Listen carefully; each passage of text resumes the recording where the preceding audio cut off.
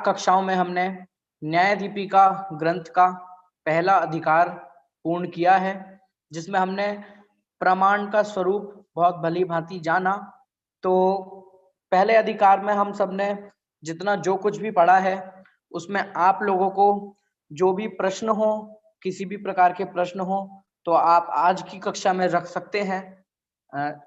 जितने भी प्रश्न आप लोग पढ़ के आए हो, क्योंकि हमने पिछली बार भी कह दिया था कि आप लोग पढ़कर रखें पहला अधिकार, तो हम ये सेशन प्रश्नों का ही रखेंगे।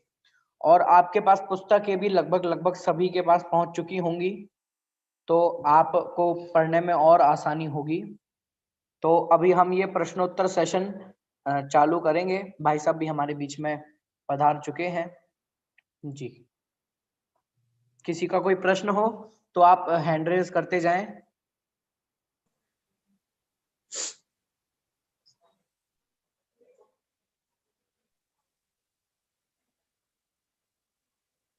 कोई बात विशेष आपको पूछनी हो, चलिए। हाँ, दीपाली संदेश गांधी जी।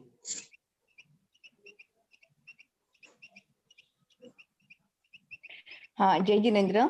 जय जिनेन्द्र। अच्छा, मुझे ये सुनना है कि प्रमाता मतलब ज्ञाता, प्रमेय मतलब ज्ञेय, ऐसा आपने बताया था, लेकिन प्रमिति मुझे समझ में नहीं आया। ठीक, 4 चीज है, एक प्रमाण, एक प्रमाता, एक प्रमिति और एक प्रमेय। 4 चीजें न्याय शास्त्र में पढ़ी जाती हैं, और इनको हम अपनी सिंपल भाषा में समझें तो प्रमाण का मतलब है ज्ञान, प्रमाता का मतलब है ज्ञाता, प्रमिति का मतलब है ज्ञप्ति, और प्रमेय का मतलब है ज्ञेय। जो ज्ञान का विषय है उसे ज्ञेय कहते हैं, जैसे कि ध्यान के विषय को ध्येय कहते हैं, श्रद्धा के विषय को श्रद्धेय कहते हैं, ऐसे ही प्रमाण के विषय को प्रमेय कहते हैं। प्रमाण माने ज्ञान, प्रमाता, प्रमाता ता शब्द कर्तावाचक होता है, कर्ता, प्रमाता, ज्ञाता, ध्याता, वक्ता, भोक्ता, ये ता माने स्वामी। और एक है प्रमिति, प्रमिति शब्द का अर्थ होता है क्रिया, ज्ञप्ति क्रिया, प्रमिति क्रिया, जानना, जानकारी। प्रमाण के द्वारा जो हम क्रिया करते हैं, ज्ञान के द्वारा जो हम क्रिया करते हैं, क्या क्रिया करते हैं, ज्ञान क्या क्रिया करता है, जानता है। तो जानने रूप क्रिया को प्रमिति कहते हैं, ज्ञप्ति कहते हैं, ये मतलब है प्रमाण, प्रमाता, प्रमिति, प्रमेय। ऐसे ही ज्ञान, ज्ञाता, ज्ञेय, ज्ञप्ति। लेकिन एक बात यहाँ इम्पोर्टेंट है, वो बात ये है कि ज्ञान और प्रमाण एकदम एक ही बात नहीं है। ज्ञाता और प्रमाता, मैंने आपको बताया कि जिसको हम ज्ञाता कह रहे हैं उसको इधर प्रमाता कहते हैं, जिसको उधर ज्ञान कहते हैं उसी को इधर प्रमाण कहते हैं। पर ये बात स्थूल अपेक्षा से है। अगर सूक्ष्मता से देखोगे तो दोनों में अंतर है। अंतर क्या है वो भी समझने लायक है कि ज्ञान तो सभी है, चाहे वो सही हो चाहे गलत हो। ज्ञाता तो सभी है, चाहे वो गलत हो चाहे सही हो। ज्ञप्ति तो सभी है, चाहे सही हो वो गलत हो। ज्ञेय तो सभी है, चाहे वो सही हो या गलत हो। लेकिन प्रमाण, प्रमाता, प्रमेय, प्रमिति ये सही ही होते हैं, गलत नहीं होते। जैसे ज्ञान के तो 2 भेद है, प्रमाण, सम्यक ज्ञान और मिथ्या ज्ञान। लेकिन प्रमाण 2 तरह का नहीं है, सम्यक प्रमाण और मिथ्या प्रमाण। प्रमाण एक ही होता है, सम्यक ज्ञान का ही नाम। प्रमाता उसको कहते हैं जो सही ही जानता है। प्रमिति उसको कहते हैं जो सही जानकारी है एकदम, उसका नाम प्रमिति है। ये फर्क है। क्लियर हुआ क्या? कुछ स्पष्ट हुआ क्या?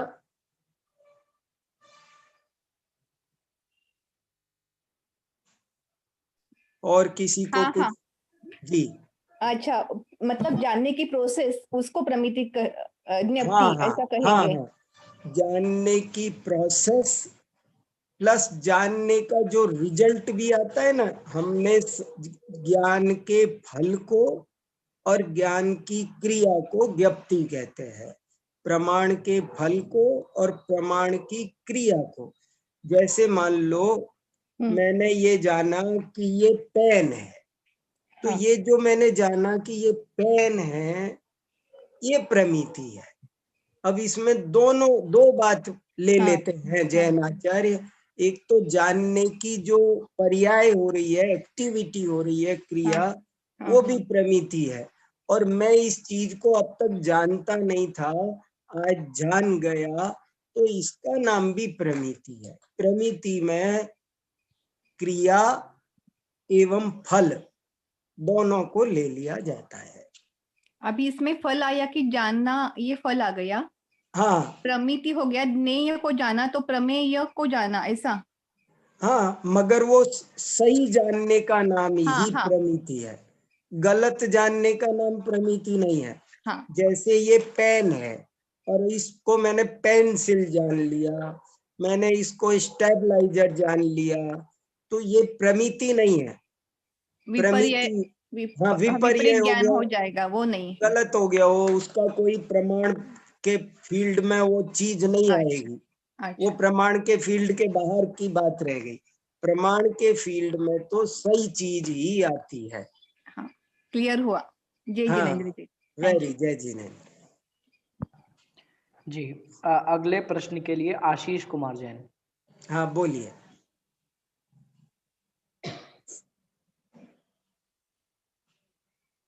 हाँ, आशीष कुमार जी।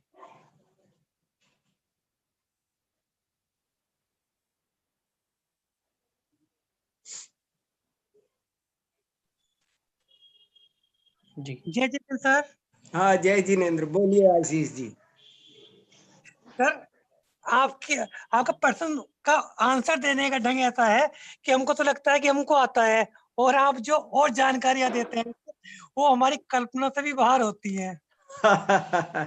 Thank you. ऐसे इसीलिए कहते हैं वादे वादे जायते तत्वबोध। हमारे आचार्यों ने एक बात लिखी है कि हमको आता हो तो भी पूछना चाहिए। देखो, दो अपेक्षाएं हैं। एक अपेक्षा तो ये है कि आता हो तो नहीं पूछना चाहिए, जो बात समझ में नहीं आती हो वही पूछनी चाहिए। लेकिन एक अपेक्षा ऐसी भी है कि आता हो तब भी पूछना चाहिए, अच्छे पवित्र भावना से, ताकि वो विषय और स्पष्ट हो। बार बार सुनने से ही स्पष्ट होता है। अनादि काल से हमको ये विषय समझ में नहीं आए हैं, इसलिए हम इनको जब बार बार पूछते हैं ना, तो वे क्लियर होते हैं, इनमें विशदता आती है। सर, हम तो ये सोचे थे कि परमाता परमिति हमको पता ही है, पर आपने हाँ ता से कर्ता बनता है और ये हाँ का क्रिया है। सर, हमको बिल्कुल भी जानकारी नहीं थी। कई बातें समझ में आ जाती है। जी प्रमाण, प्रमाता, प्रमिति, प्रमेय। प्रमेय तो प्रमेय, ज्ञेय, ध्येय, श्रद्धेय, ये सब ऐसे ही शब्द है। उनका श्रद्धा का विषय श्रद्धेय। प्रमाता, ज्ञाता, ध्याता, भोक्ता, कर्ता, ये सब ता एक लाइन है पूरी की पूरी।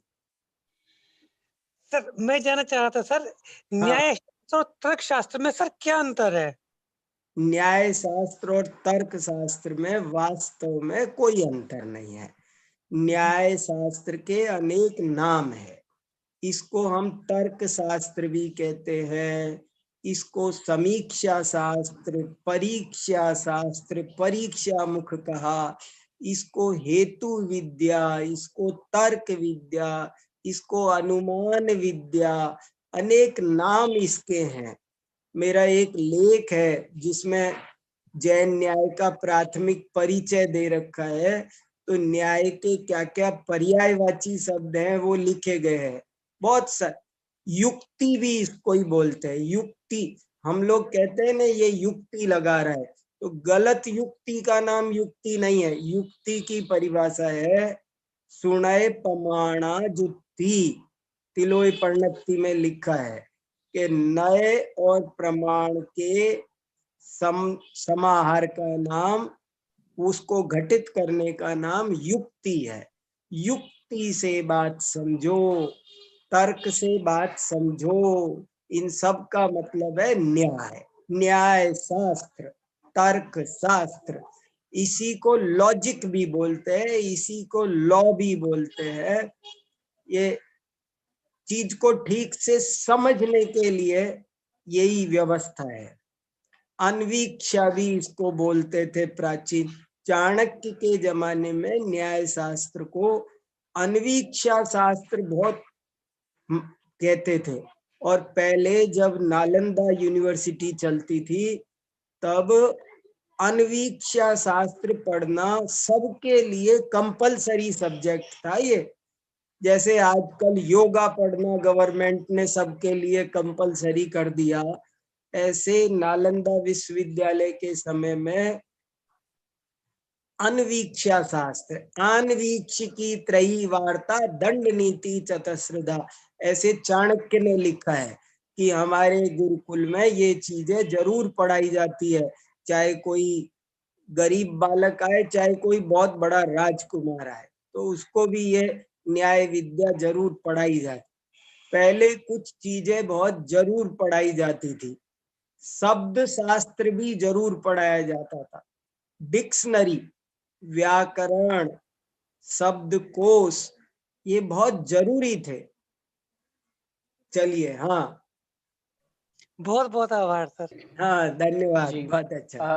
अभी भाई साहब ने अपने लेख का जब बात की तो मेरे को एक बात ख्याल में आई कि हमने भाई साहब के जितने भी लेख, पुस्तक, इन सब चीजों की पीडीएफ टेलीग्राम पर एक ग्रुप बनाया गया है, वहां पर हमने उपलब्ध कराई हैं।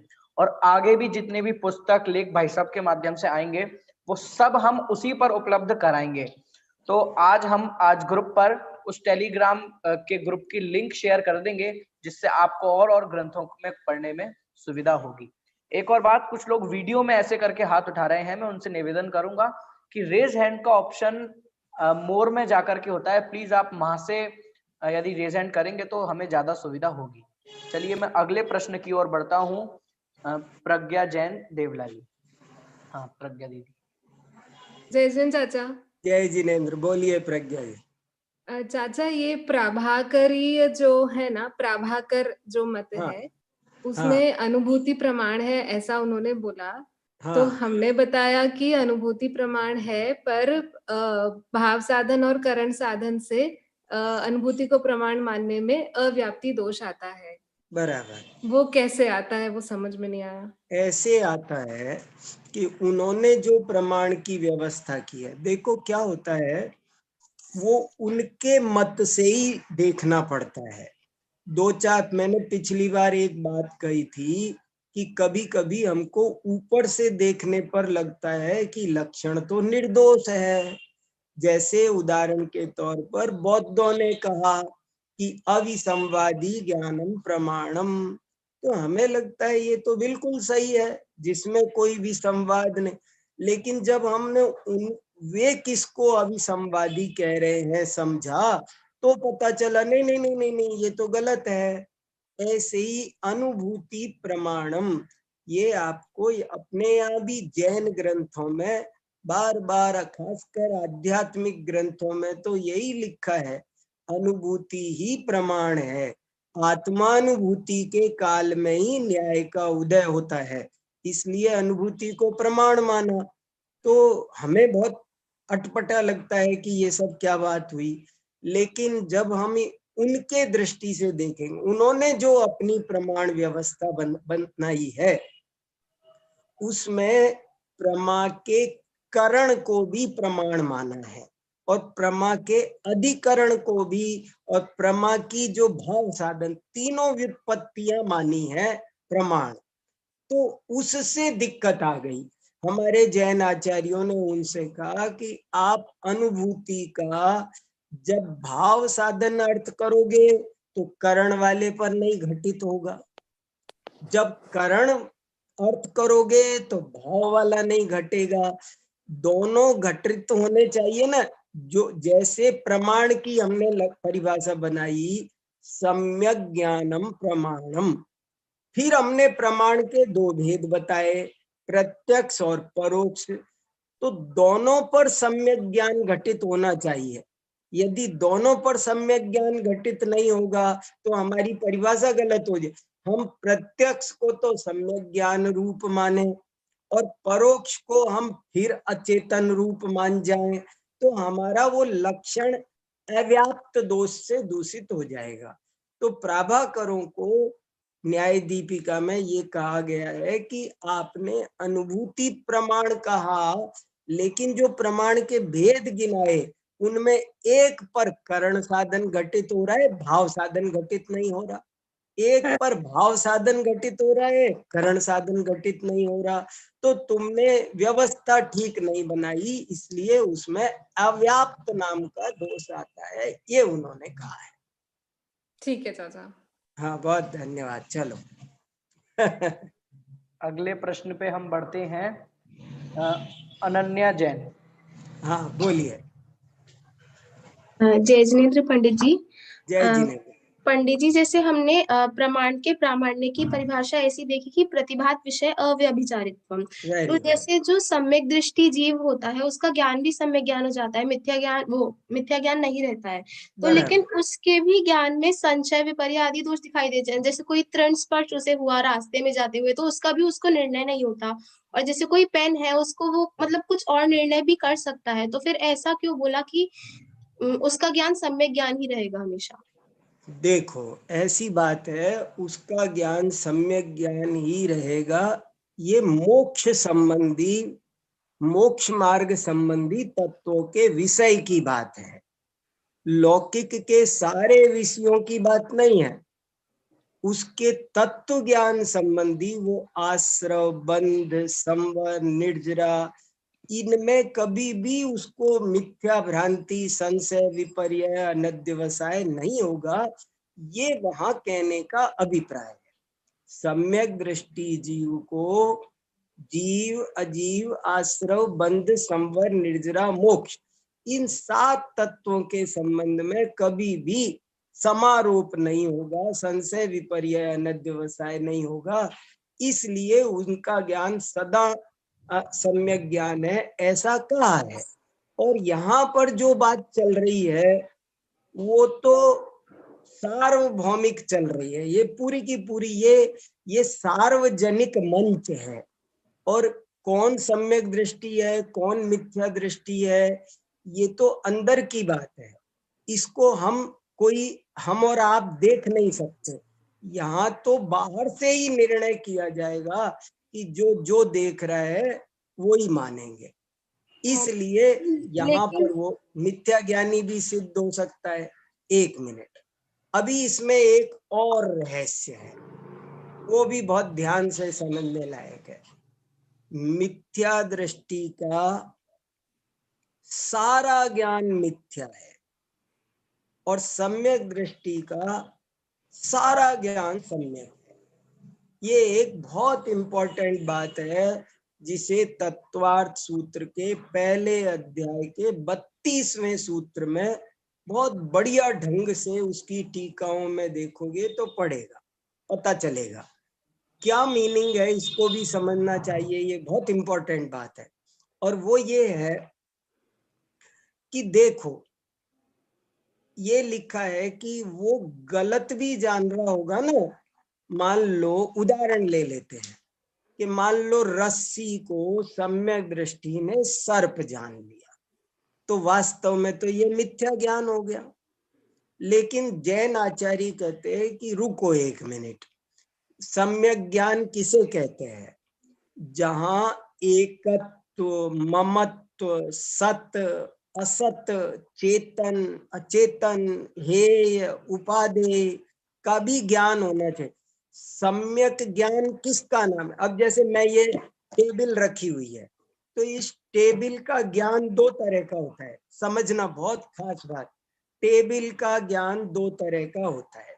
एक तो ये टेबल किस कंपनी की है, कितनी लंबी, कितनी चौड़ी, कितनी ऊंची, इसका बिल बराबर हर सेंटीमीटर को नाप लेना, ये किस डेट को बनी थी, किस लॉट की है, क्या बैच नंबर है, इसकी एक तो ऐसी टेक्निकल नॉलेज होती है, तथ्य परक जानकारी होती है, लेकिन इसका नाम सम्यक ज्ञान नहीं है। ये मेरी नहीं है, ये चेतन नहीं है, ये सुख दुख का कारण नहीं है, ये जानने का नाम सम्यक ज्ञान है ना। अब एक व्यक्ति तो क्या करता है, इस टेबल की टेक्निकल नॉलेज तो पूरी है, लेकिन साथ में वो ये भी जानता है ये सुख दुख का कारण है, तो उसका ज्ञान सम्यक कहाँ हुआ? समझना जरा मेरी बात को। रस्सी पड़ी हुई है, उसने रस्सी जाना, लेकिन रस्सी जानते हुए भी उसने ये जाना कि ये सुख दुख का कारण है, ये हेय या उपादेय है, तो उसने सही कहाँ जाना? उसने गलत जाना। और सम्यक दृष्टि ने कदाचित रस्सी को सर्प भी जाना, तो भी उसने ये जाना कि ये न हेय है न उपादेय है, ये सुख का कारण है न दुख का कारण है। तो उसने सम्यक, उसने जो जानने की बात थी वो तो सही जानी ना। उसने मूल प्रयोजन जिस बात से था, जिससे संसार मोक्ष का संबंध था, वो बात तो उसने सही जानी ना। जाने दो उसने रस्सी को सर्प जा। देखो ऐसा भी एक उदाहरण दिया है कि हमने बच्चे से कहा बेटा रसोई में जाकर एक गिलास लेकर आओ, और वो गिलास की बजाय लोटा ले आया।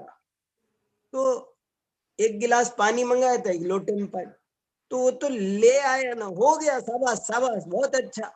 और हमारा प्रयोजन पूरा हो गया ना। और एक व्यक्ति से हमने गिलास मंगाया, वो गिलास की जगह गिलास ले आया, लेकिन पानी लाया नहीं, खाली गिलास ले आया। तो घोड़े को पानी दिखा लाओ, तो वो पानी दिखा के ले आया, पिला के नहीं लाया। तो आप समझना बात को, अक्षर से सत्य होते हुए भी मूल मुद्दे में गलती होने पर ज्ञान को मिथ्या कहा जाता है, और अक्षर से गलत होने पर भी मूल मुद्दे में सही हो तो उसे सही कहा। अरे दुनिया में भी ऐसा चलता है, कोई आदमी हमें प्यार करता है तो उसके शब्दों पर नहीं ध्यान देते हैं, अरे वो उसने क्या कहा, अपने आदमी जो भी कहा। और किसी किसी को शब्द अच्छे होते हैं उसके, लेकिन प्रेम नहीं होता है, तो हम जान जाते हैं अरे उसके कहने का क्या बनता है, हमें सब पता है उसके मन में क्या है। यहाँ भी वैसी ही बात है। वाह। अच्छा पंडित जी, जैसे तो फिर जो सम्यक दृष्टि का ज्ञान है वो है तो सम्यक मति शुद्ध ज्ञान ही, तो फिर हम ये कह सकते हैं क्या कि मतलब जो सम्यक ज्ञान है वो समारोप का विरोधी है? ये बात सर्वथा घटित नहीं होगी नहीं, क्योंकि क्यों नहीं कह सकते? वो तो क्योंकि जो जैसे कोई अप्रयोजनभूत विषय है तो उसमें छद्मस्त जीव को तो मतलब अनिर्णय की स्थिति हो सकती है ना। उसको जिज्ञासा कहते हैं। देखो सम्यक दृष्टि का एक अंग है निसंकित। निसंकित अंग का मतलब क्या? हमें शुरू शुरू में बहुत कि सम्यक दृष्टि को कभी कोई शंका नहीं होती क्या? शंका माने कोई जिज्ञासा होना, प्रश्न होना, वो तो संभव है, लेकिन शंका का मतलब है मैं जीव हूं या जीव, रागादि दुख के कारण है या सुख के कारण, ऐसा उसे को भी संदेह नहीं होता, ये कहने का अभिप्राय है। इसलिए सम्यक ज्ञान तो सम्यक दृष्टि का सम्यक ज्ञान क्या, सम्यक ज्ञान तो सम्यक दृष्टि के ही होता है, सम्यक ज्ञान सदा समारोप का विरोधी ही होता है, ना हो तो सम्यक ज्ञान नहीं रहे।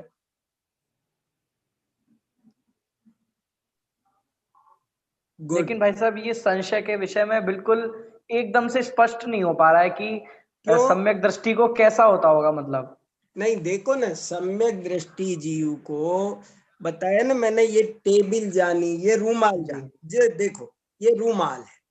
अब इस रूमाल को कदाचित सम्यक दृष्टि रूमाल को समझ लो पेपर जान लिया, उसने इसे पेपर समझा, तो उसका ज्ञान मिथ्या हो गया। और एक व्यक्ति ने इसको रूमाल जाना, वो मिथ्या दृष्टि है। लेकिन अभी उससे आगे की बात और समझो, देखो क्या होता है, कई दफे हमें लगता है कि हमने सही जान लिया। जैसे आपने पूछा कि आप इसको जानते हो, मैंने कहा हाँ जानता हूँ, ये तुम्हारी बहन है श्रुति। तो फिर आपने कहा देखो आप चूक गए, जानता हूं कहा था लेकिन आपने गलत बता दिया। तो जब डिटेल में जाते हैं तब पता चलता है वो कितना जानता है। उसने कहा, मान लो एक मिथ्या दृष्टि की परीक्षा करते हैं, उससे पूछा व्हाट इज दिस, और उसने बोल दिया कि ये रूमाल है। अब रूमाल है, उससे पूछा कि भैया इसके बारे में, रूमाल तो तुमने बोला लेकिन ये इसके बारे में भी तो बताओ। बोले साहब ये बहुत सुख का कारण है, ये मेरा है। तो देखो कर दी ना गल, उसने इसमें अहम बुद्धि, ममत्व बुद्धि, कर्तृत्व बुद्धि, भोक्तृत्व बुद्धि, सुख दुख की बुद्धि स्थापित कर रखी है। तो उसके पहले वाक्य बोलने से क्या होता है, पहला वाक्य उसने रूमाल को रूमाल बोला लेकिन उसका स्वरूप तो अन्यथा बताया, उसकी संज्ञा सही बताई। अब ये सेंटेंस ध्यान देना जरा, मिथ्या दृष्टि कदाचित नाम सही बोलता है पर स्वरूप गलत बताता है, और सम्यक दृष्टि कदाचित नाम गलत बोल देता है पर स्वरूप सही बताता है। इसलिए सम्यक दृष्टि का सारा ज्ञान सम्यक ज्ञान है और मिथ्या दृष्टि का सारा ज्ञान मिथ्या ज्ञान है। ये बहुत इंपॉर्टेंट वाक्य है। नाम सही बोलना, गलत बोलना, ये एक स्टेप है। एक स्टेप में देखो, सुनो, दौड़ लग रही हो तो बीच रास्ते में कोई आगे निकल जाए उसको फर्स्ट मानोगे या मंजिल पर जो पहुंचे उसको फर्स्ट मानोगे? तो ये अभी हमें पूरी परीक्षा लेने दो ना जी। समझ में आया ना? जी भाई साहब, बहुत अच्छा, बहुत बढ़िया। मतलब उस संशय का एक विशेष अर्थ है वहां पर। हाँ जी। जो जिज्ञासा होना वो अलग बात है, प्रश्न होना, जिज्ञासाएं होना वो सामान्य बात है, वो उसका नाम मिथ्या ज्ञान नहीं है। जी हाँ, अगले प्रश्न जो 5वां अनुच्छेद है, एक बार उसकी जो लास्ट 2 लाइन्स है, एक बार उनका अर्थ बता दीजिए थोड़ा। 5वां अनुच्छेद, 5वां अनुच्छेद, ये असाधारण धर्म वचनम का, यही क्या असाधारण धर्म वचन का पूछ रहे हो? 5वें अनुच्छेद तो यही है मेरे पास में। जी वही है। हाँ, तो इसमें अंतिम पंक्ति मेरे ख्याल से आपने व्हाट्सएप पर भी मेरे से पूछा था, तो मैंने बताया था कि देखो ये है, अत्र ही लक्ष्यैक देशवर्तिन पुनरअव्याप्तस्य असाधारण धर्मत्वम् अस्ति न तु लक्ष्यभूत गोमात्र व्यावर्तकत्वम्। ये प्रकरण असाधारण धर्म वचनम लक्षणम ऐसा जो कोई मत कहता है उनका निराकरण कर रहे हैं, और वो ये कह रहे हैं कि इसमें अव्याप्त नाम का दोष आता है, क्योंकि जो लक्षणाभास होते हैं अतिव्याप्ति, अव्याप्ति और असंभव, उनमें से अव्याप्त में असाधारण धर्म पाया जाता है। तो ये समीचीन लक्षण नहीं रहा, ये लक्षणाभास में चला गया, ये कहने का मतलब है। इसका अनुवाद आराम से पढ़ना, पीछे थोड़ा उदाहरण दे रखा है। ये असाधारण धर्म का प्रकरण भी थोड़ा सा, ये 2-3 जो अन्य मत के प्रकरण है ना, धारावाहिक ज्ञान का भी ऐसा ही है। अब अपन को बहुत संदेह होता है कि धारावाहिक ज्ञान में क्या दिक्कत है, लेकिन हमको उनके ही मत से चीज समझनी पड़ेगी। हमारे मत से समझते हैं तब हमको दिक्कत आती है। असाधारण धर्म वचन को भी उनके ही अनुसार समझना पड़ेगा, तब दोष उसमें दिखाई देगा आपको। चलिए जी, न्याय दीपिका ग्रंथ जो हमने भेजा गया है उसमें पीछे अनुवाद भी है और अंत में लेख भी लिखा गया है एक असाधारण धर्म वचन पे। हाँ, इस पर एक लेख भी है, वो पूरा लेख देखना पड़ेगा। थोड़ा सा उनके मत का, ये देखो पेज नंबर 262, इस पर लेख भी है पूरा का पूरा, कि कैसे कैसे पूरा 1.5 पेज का लेख है जी। कैसे उसमें तीनों दोष आते हैं। अब उस दिन तो पढ़ा था, लेकिन अब वो फिर बार बार थोड़ा स्लिप हो जाता है। हाँ बताइए। चलिए अगले प्रश्न पर बढ़ते हैं। हाँ। यशवंत जैन जी। जय जिनेन्द्र जी। हाँ जय जिनेन्द्र, बोलिए। मेरे 2-3 प्रश्न हैं। हाँ बोलिए। एक मेरा प्रश्न यह है कि जब शुरू में कहा गया कि प्रमाण और नयों के द्वारा तत्वों का अधिगम होता है, हाँ, तो फिर सम्यक ज्ञान को ही प्रमाण क्यों कहा गया? क्योंकि सम्यक ज्ञान के नयों को क्यों छोड़ दिया? किसको छोड़ दिया? नयों को क्यों छोड़ दिया? नहीं छोड़ा। देखो, सम्यक ज्ञान से अधिगम होता है कहो, या प्रमाण नय से अधिगम होता है कहो, दोनों तो एक ही बात है। सम्यक ज्ञान का ही नाम न्याय है। सम्यक ज्ञान के ही 2 अंश है, 2 अवयव है, 2 अंग है। एक का नाम प्रमाण, एक का नाम नय। तो सम्यक ज्ञान प्रमाण भी है और नय भी है। हाँ बराबर, सम्यक ज्ञान प्रमाण भी है और नय भी है। हाँ, यही मेरा प्रश्न था कि इस बात में नयों का नाम क्यों नहीं आया? नहीं, क्लियर होना चाहिए। एक मिनट, बहुत क्लियर होना चाहिए। बहुत अच्छा सवाल है। सम्यक ज्ञान के 2 अवयव होते हैं, 2 अंग होते हैं। सम्यक ज्ञान 2 तरह से जानता है, 2 तरह से जानता है। कभी वो पूरी वस्तु को जानता है, कभी उसके एक अंश को जानता है। जब वो पूरी वस्तु को जानता है तो उसे प्रमाण कहते हैं, और जब वो उसके एक अंश को जानता है तो उसे नय कहते हैं। सम्यक ज्ञान के ही 2 अवयव है। कैसे? उदाहरण के तौर पर मैंने बोला मनुष्य, ये हो गया प्रमाण, और हाथ, पैर, आंख, नाक, कान, ये हो गया नय। मैंने बोला भारतवर्ष, अब भारतवर्ष कहा तो प्रमाण हुआ। उत्तर प्रदेश, मध्य प्रदेश, राजस्थान, बिहार, ये हो गए नय। दूध बोला तो प्रमाण, सफेद, पतला, ये ऐसे उसके एक एक धर्म बोला तो नय हो गया। सम्यक ज्ञान प्रतिज्ञा वाक्य में नयों का नाम नहीं लिया, मैं ये प्रश्न था। कहाँ पर नहीं लिया? सम्यक ज्ञानम प्रमाणम। हाँ, तो वहां तो प्रमाण की परिभाषा बताई गई है ना। नय की परिभाषा जब बताएंगे तो कहेंगे कि प्रमाण का ही एक अंश नय है। अच्छा, तो स्पष्ट हुआ ना कुछ? प्रमाण का ही एक अंश जो नय है वो भी सम्यक ज्ञान रूप है। पहले तो प्रमाण तय हो जाए। और एक चर्चा और हमने इसीलिए शुरू में की थी कि ये जैन न्याय की विशेषता है कि सारे के सारे दर्शन केवल प्रमाण को मानते हैं, और लेकिन जैन दर्शन नय को भी मानता है। तो उन्होंने औरों के हिसाब से पहले प्रमाण की विस्तृत चर्चा की, क्योंकि उसमें सबको शामिल होना था। और फिर उन्होंने कहा कि इसका जो एक एक अंश को मुख्य करके देखने का तरीका है उसे नय कहते हैं।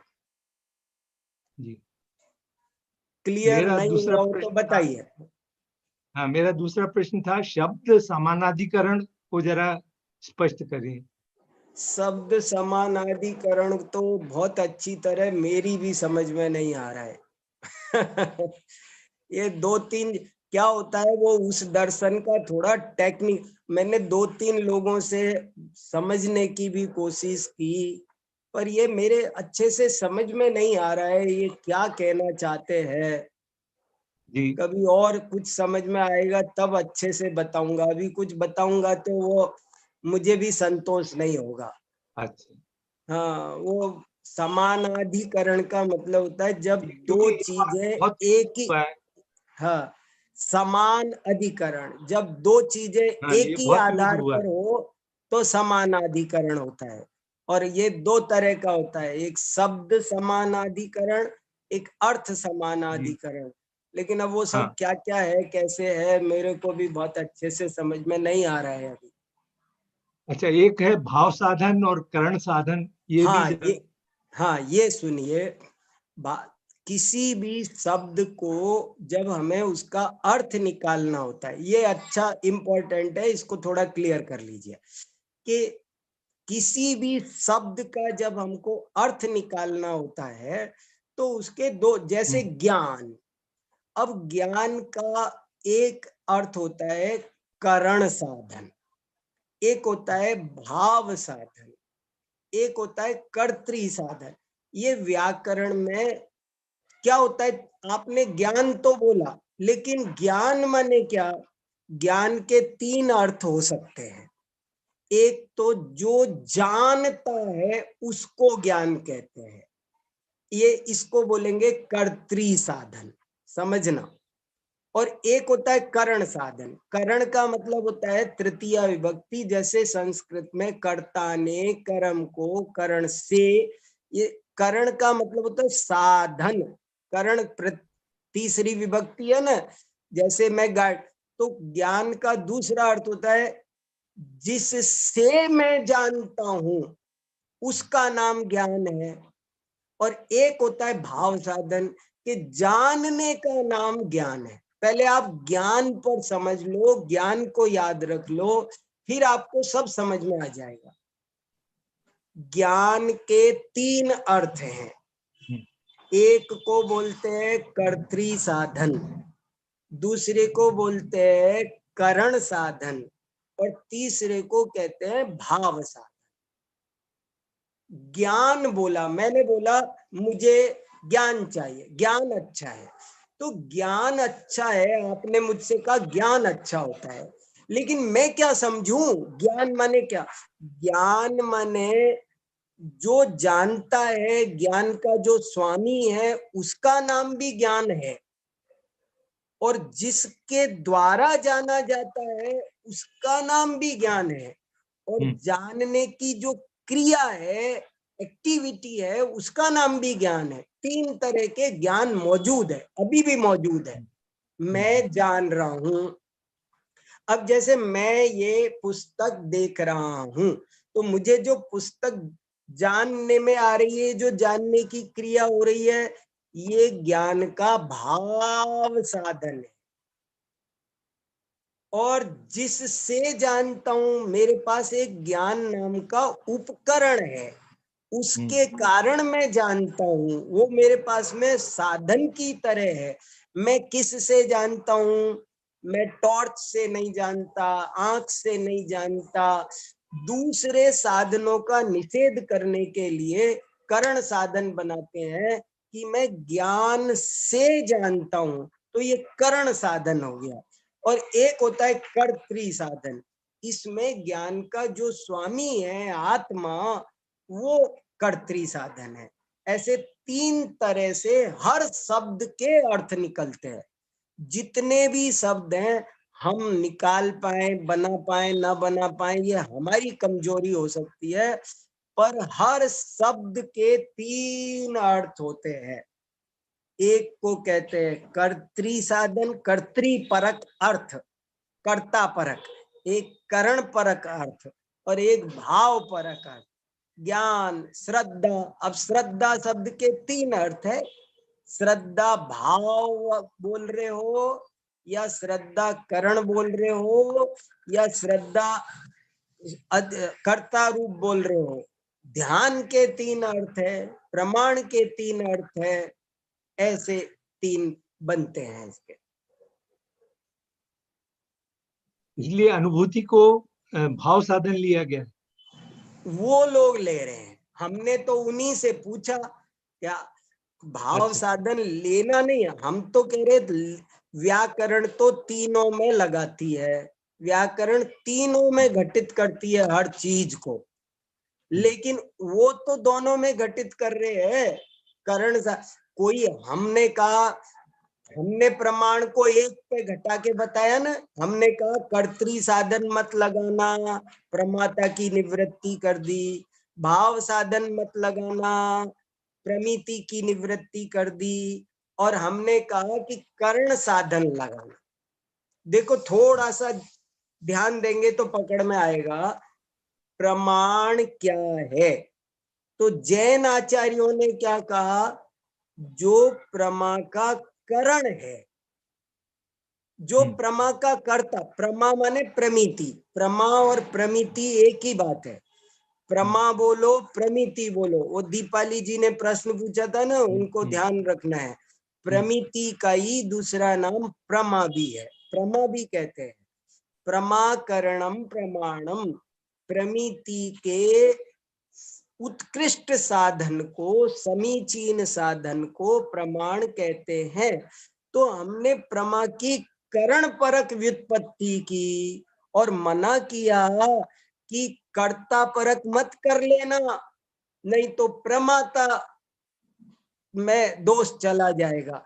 भाव परक मत कर लेना, नहीं तो प्रमिति प्रमाण हो जाएगी, ऐसे हमने निषेध किया। तो उनसे भी पूछा कि अनुभूति प्रमाणम बोलते हो तो क्या करना बोलो, करण साधन करना, भाव साधन करना, कर्तृ साधन करना, क्या करना?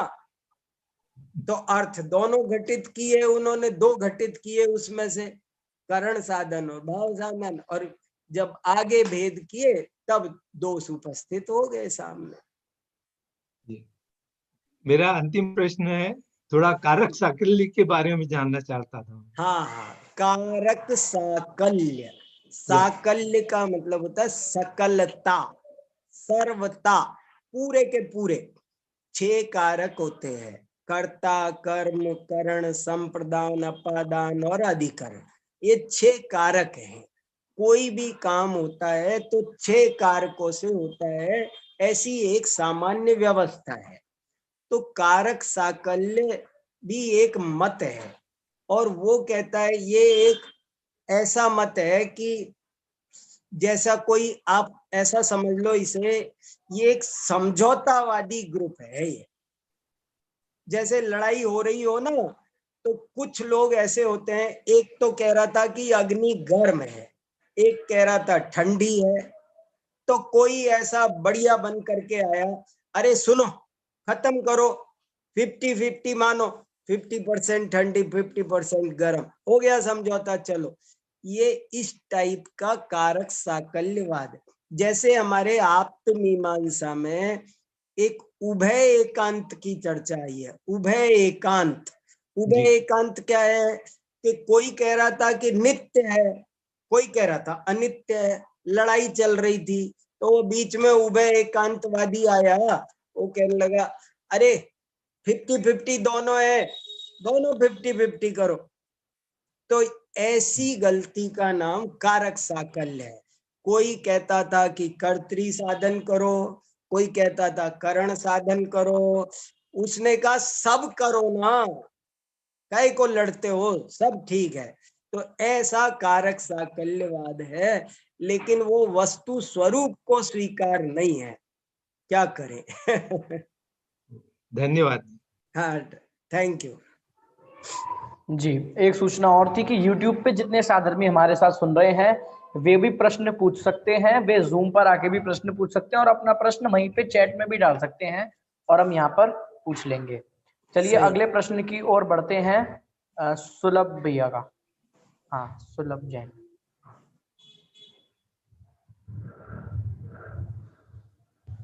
हाँ, हेलो। हाँ बोलिए मेरा बोलिए। प्रश्न है कि जैसे न्याय दीपिका में भी हमारे प्रमाण का लक्षण बताया सम्यक ज्ञानम प्रमाणम, हाँ और ऐसे ही एक प्रमाण का लक्षण परीक्षा मुख में भी आया स्व अपूर्वाद व्यवसायत्मकम ज्ञानम प्रमाणम। तो बराबर। इसमें एक अंतर ऐसा दिखाई देता है कि यहाँ पे तो आचार्य देव ने स्वयं बोल दिया कि हम यहाँ पर भाव साधन ले रहे हैं, करण साधन ले रहे हैं, भाव साधन नहीं ले रहे हैं।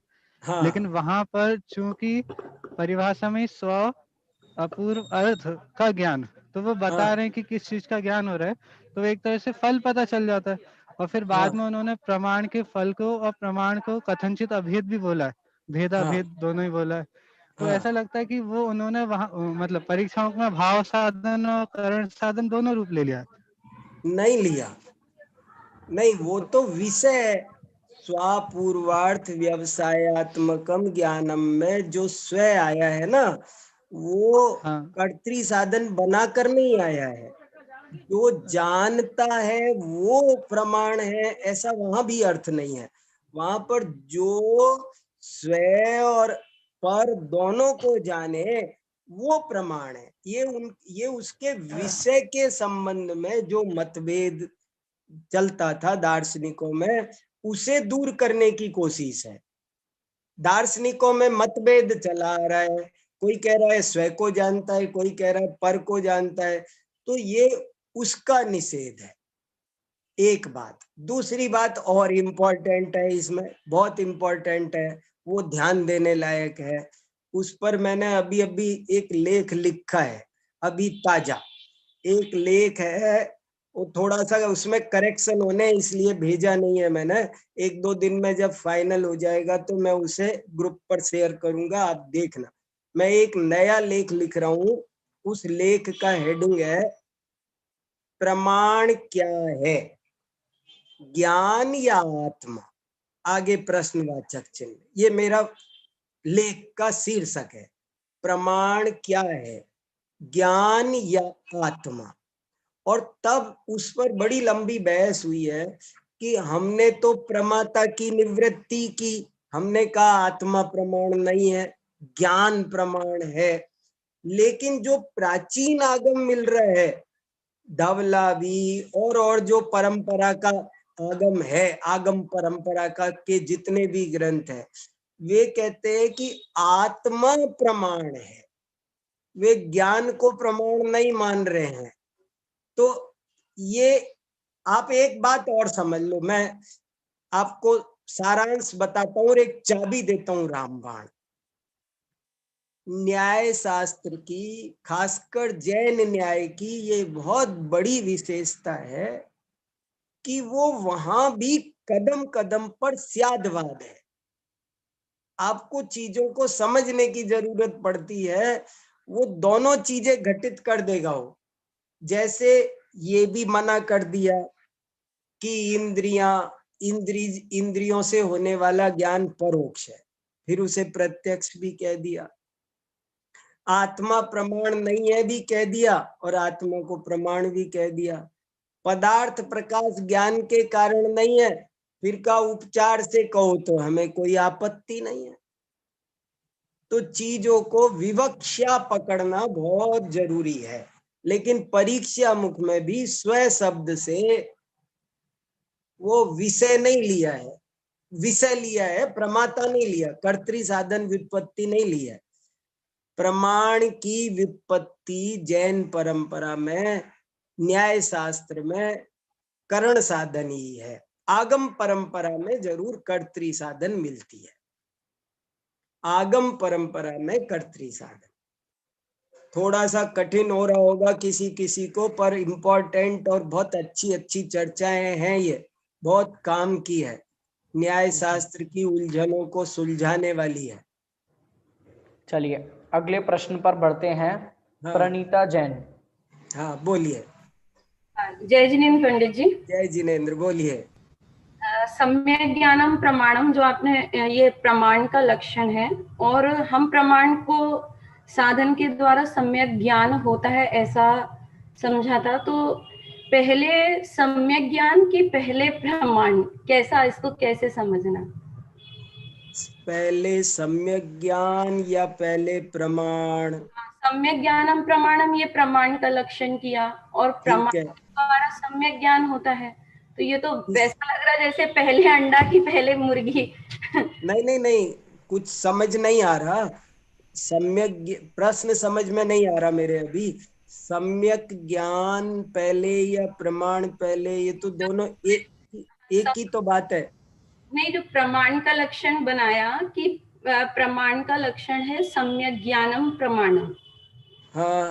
और जब हम कहते हैं कि आत्मानुभव कैसे होगा या सम्यक ज्ञान की प्राप्ति कैसे होगी, तो प्रमाण साधन के द्वारा होगा। हाँ। तो फिर प्रमाण सम्यक ज्ञान को कह रहे हैं, तो आत्मानुभव करने के लिए प्रमाण की जरूरत है, तो फिर कौन सा प्रमाण लेना, माने मुझे इसमें ये पूछना है। देखो, मेरे बहुत अच्छे से अभी भी आपका प्रश्न नहीं आ रहा है क्लियर, क्या जानना चाह रहे हो, लेकिन मुझे ऐसा लग रहा है आप ये पूछ रहे हो, ये कुछ ऐसा प्रश्न बहुत बार आता है कि हमारे पास में अभी सम्यक ज्ञान तो है नहीं, तो हम आत्मा का अनुभव कैसे करें? आत्मा का अनुभव करेंगे तब हमको सम्यक ज्ञान होगा, या सम्यक ज्ञान से आत्मा का अनुभव होगा? ये प्रश्न कई बार आता है, तो मुझे लगता है आप वही कुछ पूछना चाह रहे हो, ऐसा मेरी समझ में आ रहा है।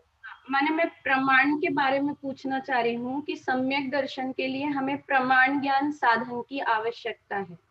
हाँ, और प्रमाण ज्ञान का लक्षण हम सम्यक ज्ञान कर रहे हैं, तो अभी हमारे पास वर्तमान में सम्यक ज्ञान तो है नहीं, और हमें करना सम्यक दर्शन है।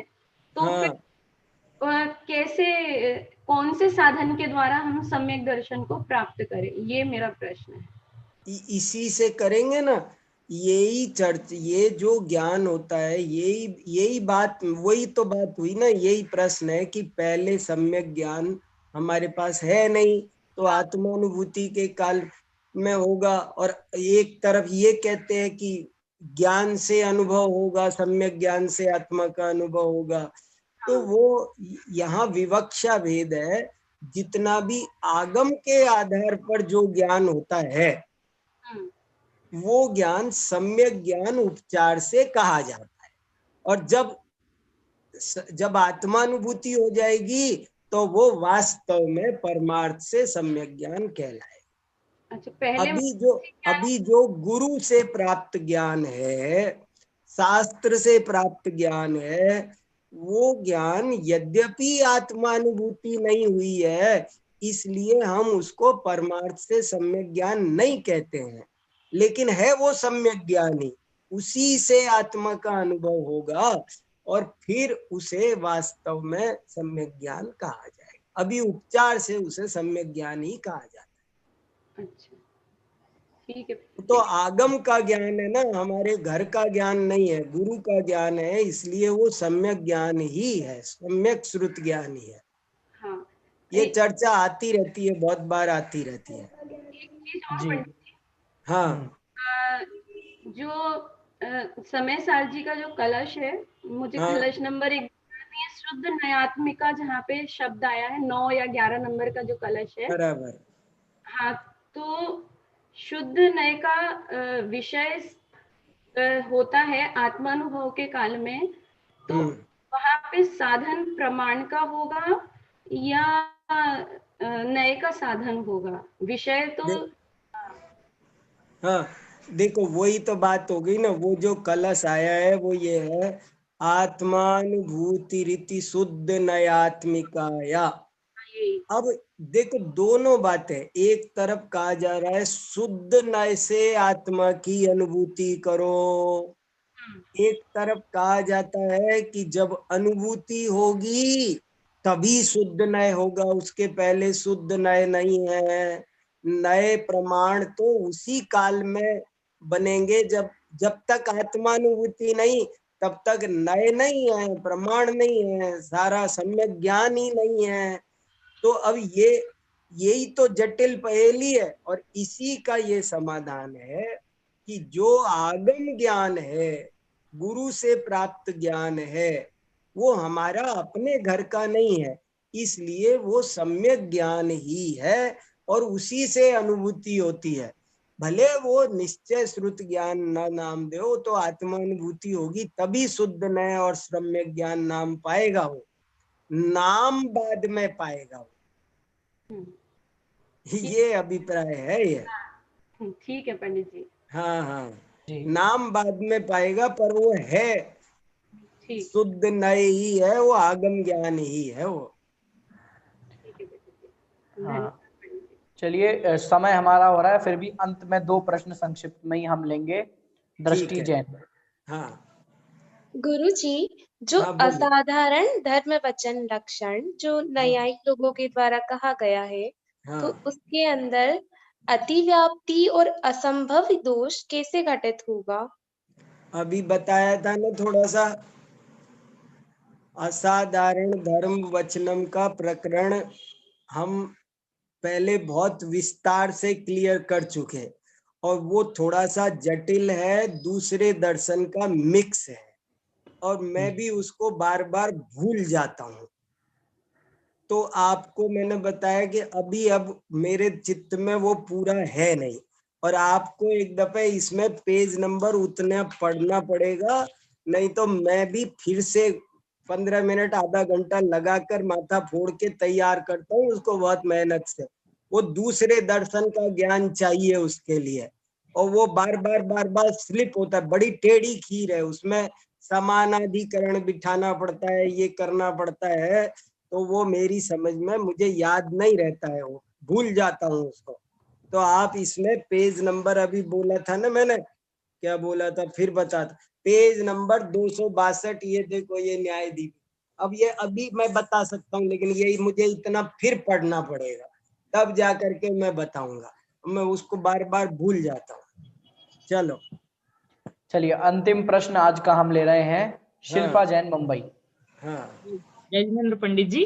जय जिनेन्द्र पंडित जी, मेरा प्रश्न है कि जैसे हमारा ज्ञान तो हम सम्यक ज्ञान कहते हैं, लेकिन जैसे 2 इंद्रिय 3 इंद्रिय आदि का जो ज्ञान है मतिश्रुत, उसको भी क्या हम प्रमाण ज्ञान कह सकते हैं?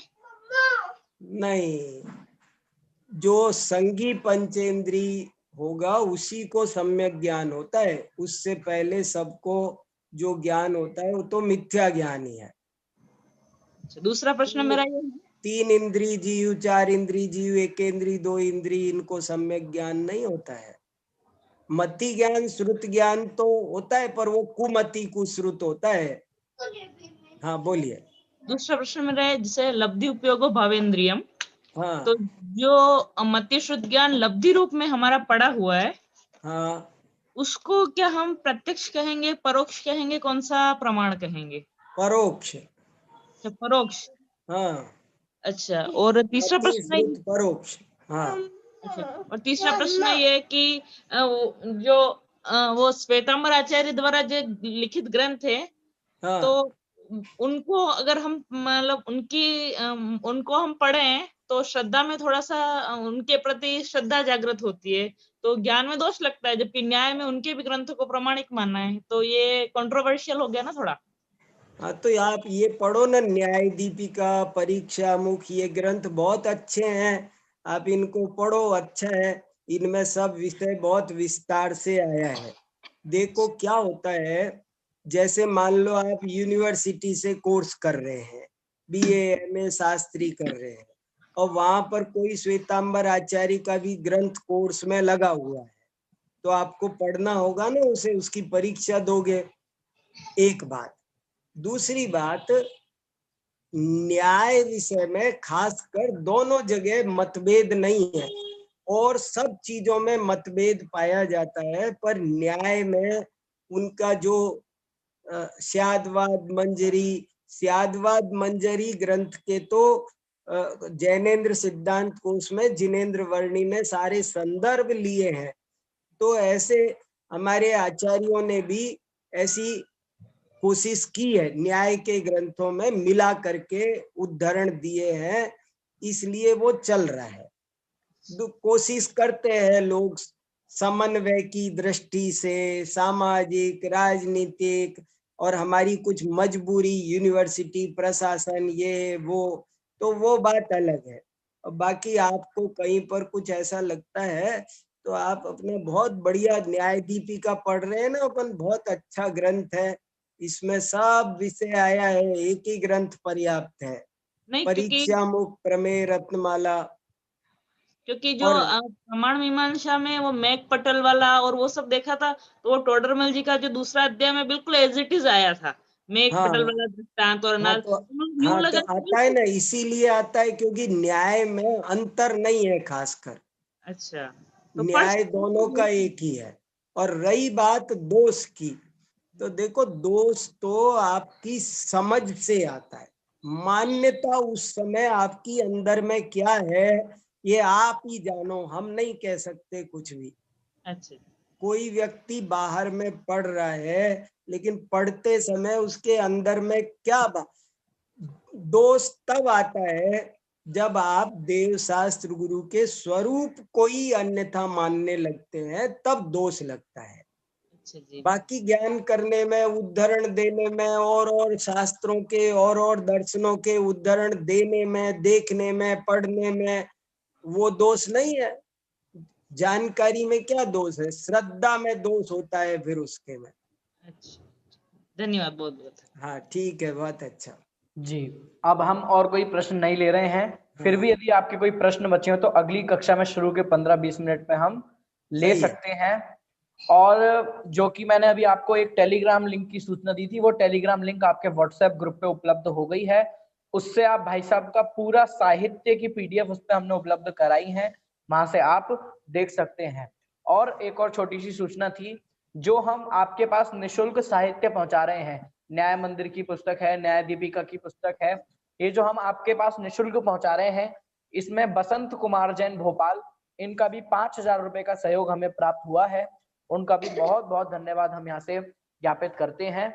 और अभी की कक्षा का समय हमारा यहाँ पे हो गया है, अगली कक्षा भी होनी है। आदरणीय विक्रांत जी भाई साहब भी हमारे बीच में पधार चुके हैं, तो मैं उनसे निवेदन करूंगा कि अभी अगली कक्षा हम प्रारंभ करते हैं।